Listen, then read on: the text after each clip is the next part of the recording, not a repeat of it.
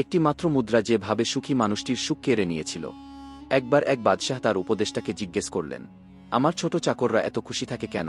তাদের তো খুব বেশি কিছু নেই, আর আমার সবকিছু থাকা সত্ত্বেও আমি শান্তি পাই না। উপদেষ্টা শান্ত কণ্ঠে বললেন, মহারাজ, এর উত্তর পেতে হলে আপনাকে ৯৯-এর নিয়ম ব্যবহার করতে হবে। বাদশাহ বিস্মিত হয়ে জিজ্ঞেস করলেন, ৯৯-এর নিয়ম?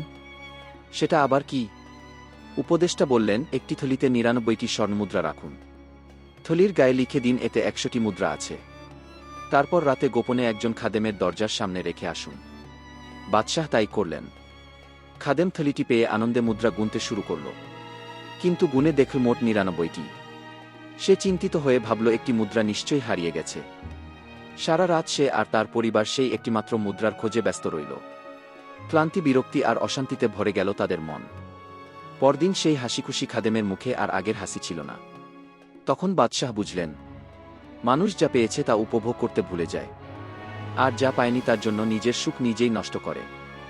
উপদেষ্টা বললেন, মহারাজ, আল্লাহ মানুষকে অসংখ্য নিয়ামত দিয়েছেন ঠিক ৯৯টির মতো, কিন্তু মানুষ একটি অপূর্ণতার দিকেই শুধু তাকিয়ে থাকে। যদি প্রাপ্ত নিয়ামতের জন্য কৃতজ্ঞ হওয়া যায়, তবে জীবন হবে শান্ত ও সুন্দর। তাই মানুষের যা আছে তার জন্য কৃতজ্ঞ হওয়া উচিত, যা নেই তার জন্য নিজেকে কষ্ট না পাওয়া। মনে রাখবেন, সুখী জীবনের চাবিকাঠি হল শুকরিয়া ও ধৈর্য।